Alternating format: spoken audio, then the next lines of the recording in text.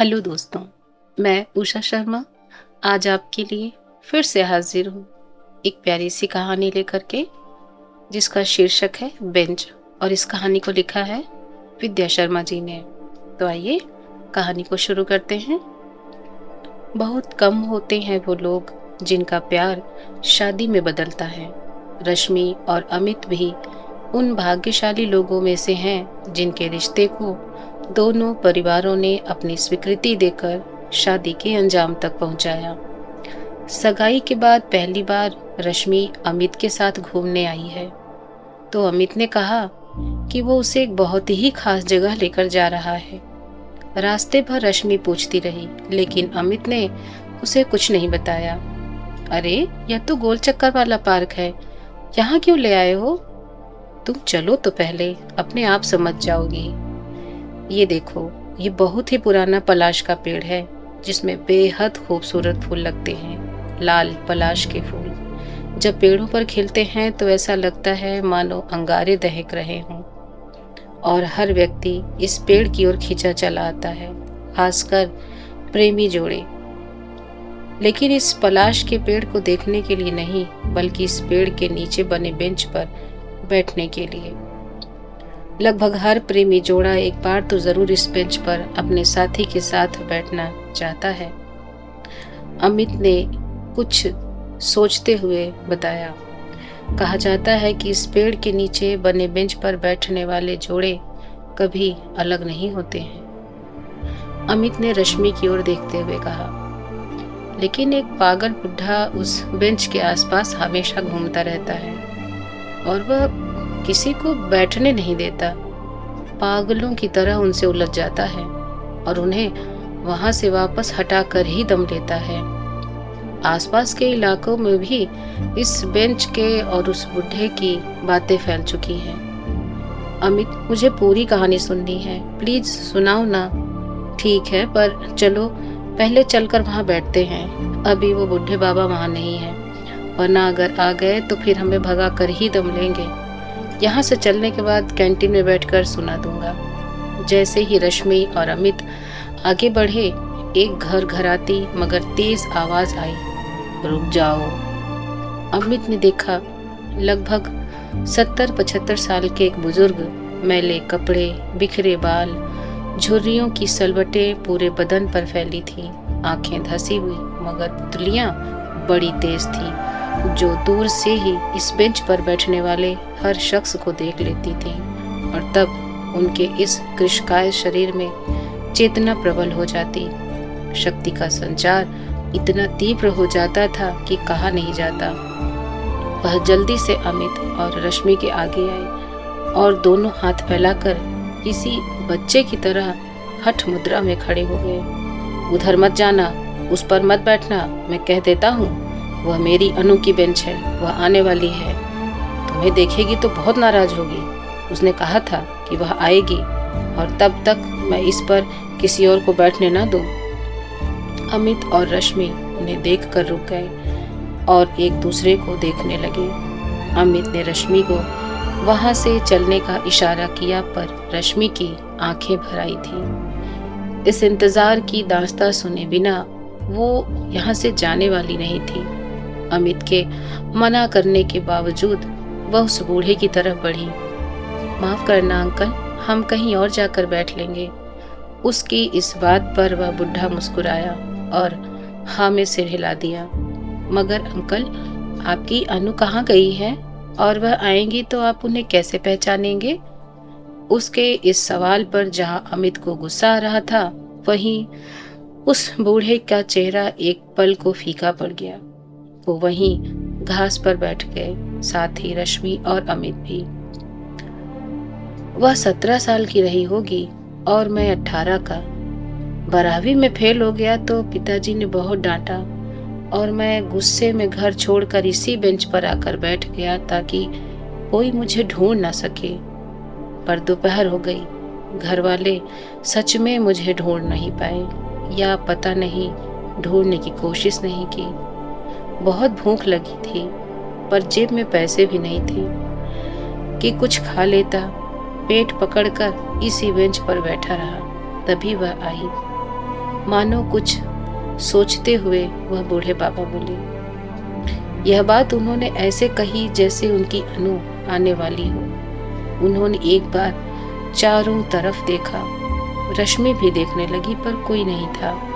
उन्होंने अपनी भीगी आंखों को गमछे से पोंछा और बोले, उसने मुझे संतरे दिए और साथ ही बहुत सारा ज्ञान भी, जिसकी वजह से मैं फेल होने का गम भुलाकर खुशी खुशी घर लौट गया। लौटने के बाद भी पिताजी ने बहुत कुछ सुनाया, पर सब सर के ऊपर से चला गया। मैं तो किसी और ही नशे में था। मैं अगले दिन फिर बिना खाए पिए आया और इसी बेंच पर बैठ गया और उसका इंतजार करने लगा। कुछ देर बाद वो भी आई। वह आज भी संतरे लाई थी। हम दोनों ने मिलकर खाए और उसी दिन मुझे पता चला कि वह अपने चाचा चाची के घर रहती है और पार्क के आसपास संतरे और खिलौने बेचती है। पहले दिन मुझे देखकर वो समझ गई थी कि मैं घर से नाराज होकर भूखा प्यासा बैठा था। उसके बाद हम दोनों में दोस्ती हो गई और अब तो यह रोज का काम था। हम रोज यहीं इसी बेंच पर यहीं बैठकर दुनिया जहान की बातें करते और संतरे खाते। हम दोनों के लिए यही बेंच पूरा संसार था। वह हमेशा मेरा ख्याल रखती और मुझे भी कहती कि अपना ख्याल रखा करो। वह मेरी सबसे अच्छी दोस्त बन चुकी थी। घर में तो मैंने किसी को नहीं बताया, पर एक रिश्ते की भाभी ने मुझे उसके साथ पार्क में देख लिया था। तब से घर में क्लेश मचा था, पर मैं अब उसके बिना नहीं रह सकता था, इसलिए मिलना जारी था। मगर वह मेरी तरह ढीठ नहीं थी। वो तो गौरैया थी, एकदम सीधी, शांत, भोली, पर बातें पंडितों जैसे करती थी और हमेशा हम मुझसे अपनी बात मनवाती। यह कहते कहते बूढ़े बाबा की आंखों में आंसू आ गए। रश्मि ने अमित को देखा तो अमित बोला, फिर क्या हुआ बाबा? एक दिन उसके चाचा ने हम दोनों को साथ में पार्क में देख लिया था और उसे जानवरों की तरह खींच कर ले गए थे। पर जाने कैसे अगले दिन भी वह मुझसे मिलने आई, लेकिन उसके भोले चेहरे पर 5 उंगलियों के निशान साफ दिख रहे थे। हाथों पर पड़ी खरोंचें बता रही थी कि उसे कितनी बड़ी सजा मिली थी मुझसे मिलने की। इसलिए मैंने उससे दूर जाने का फैसला कर लिया। लेकिन दूर जाने के बाद पता चला कि वह तो मेरे सबसे करीब थी, मेरे दिल में। तभी मुझे पता चला कि उसके जाने के बाद तो कुछ बचेगा ही नहीं मुझ में। बस फिर मैंने पूरी तैयारी कर ली, क्योंकि मुझे यकीन था कि वह मना नहीं करेगी। पर उस दिन जब वो आई तो मुझसे मिलने की खुशी से कहीं ज्यादा उसकी आंखों में जुदाई का गम था। श्यामू, मेरा ब्याह तय कर दिया चाचा ने, और चाची कहती हैं कि अगर मैंने ब्याह नहीं किया तो वह जहर खाकर मर जाएंगी। मैं उनकी मौत से अपनी खुशियां कैसे खरीदूंगी? और तुम्हें अपनी जिंदगी जीनी है, कोई फालतू काम नहीं। प्यार तो दिलों में होता है। देखो तो राधा को भी श्याम कहाँ मिला। वह संतरे छीलते छीलते बोली तो मेरी आंखों में गंगा जमुना जैसी बाढ़ आ गई।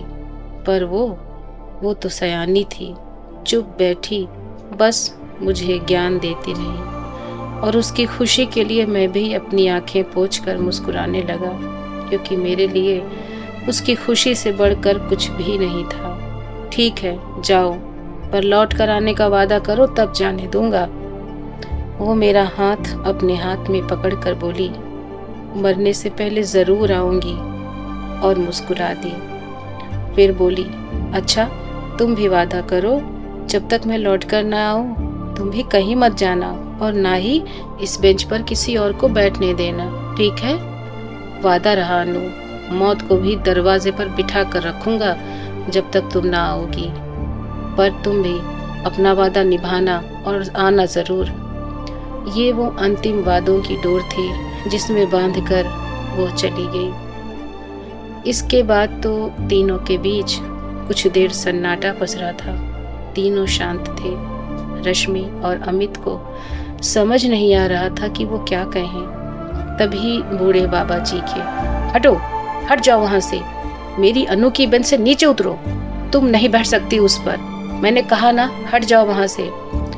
बूढ़ी हड्डियों में जाने कहां से जान आ गई थी, क्योंकि उस बेंच पर एक वृद्ध महिला आकर बैठ गई थी। लंबा कद, सन के जैसे सफेद बाल, आंखों पर मोटा चश्मा, गहरे नीले किनारों वाली आसमानी रंग की सूती साड़ी जो बड़ी सुघड़ता से बांधी गई थी। हाथों में संतरे लिए बूढ़े बाबा की बात सुनकर भी मुस्कुराती बैठी रही। रश्मि और अमित खड़े हो गए और बूढ़े बाबा बेंच के नजदीक पहुंच गए। जब गौर से देखा तो आंखों की पुतलियां थोड़ी और फैल गईं। झुर्रियों वाले चेहरे पर चमक आ गई थी। खामोश और सूखे होठों पर मुस्कान आ गई। मुझे पता था तुम आओगी, देर लगेगी पर आओगी जरूर। मेरी अनु आ गई, अनु आ गई। और ऐसा कहकर वो किसी बच्चों के मानिंद झूम उठे। फिर अगले ही पल वह खामोश पत्थर के बुत की तरह अपनी अनु को देखने लगे। वह अपलक एक दूसरे को निहार रहे थे। इतने सालों का इंतजार आंसू बनकर बह निकला। इस बात का अंदाजा लगाना बड़ा मुश्किल था कि इस वक्त मानसिक स्थिति किसकी खराब थी। बूढ़े बाबा आज बहुत खुश थे। वह बच्चों की तरह इठलाकर बोले, कहाँ रह गई थी तुम? मैं कब से तुम्हारा इंतजार कर रहा हूँ और इन बच्चों को भी तुम्हारे बारे में ही बता रहा था। लेकिन उनकी अनु के मुंह से कोई शब्द नहीं निकला। हाँ, कुछ हिचकियां जरूर रह रह कर आ रही थी। शायद गला रुंध गया था। अमित बोला, आंटी, मैंने सुना है कि अंकल का सालों पहले एक्सीडेंट हो गया था। तब से वह सब कुछ भूल गए थे, लेकिन आपको और इस बेंच को भूल नहीं पाए। सारे लोग इन्हें पागल कहने लगे, यहाँ तक कि इनके अपनों ने भी इनका साथ छोड़ दिया। पर ये आपको एक पल के लिए भी नहीं भूले। आप कहाँ थी? क्यों नहीं आई आज तक? बेटा, जब कोई अपनी सांसों से दूर हो जाता है तो वह मर जाता है। मेरे साथ भी यही हुआ था, लेकिन लौट कर आने का वादा किया था, इसलिए वापस आ गई। इतने सालों का हिसाब तो नहीं दे सकती, लेकिन अरे, तुम कौन होते हो ऐसा पूछने वाले? तुम्हें क्या पता, हम तो रोज मिलते थे, है ना अनु? यह बातें तुम नहीं समझोगे। तुम दोनों जाओ, सदा खुश रहो। अमित और रश्मि चुपचाप वहां से चले आए। दोनों को एक साथ देखकर वह बेहद खुश थे और भगवान से दुआ कर रहे थे कि किसी के जीवन में इतनी लंबी जुदाई और इंतजार न आए। दोनों बेंच पर एक दूसरे के कंधे पर सर टिकाए जुदाई के दिनों का हाल कह रहे थे। तो दोस्तों, यह थी आज की एक छोटी सी कहानी। उम्मीद करती हूँ आप सबको पसंद आई होगी। मिलती हूँ मैं अगली कहानी में। तब तक के लिए आप सबसे विदा लेती हूँ। आप सबको मेरा प्यार भरा नमस्कार।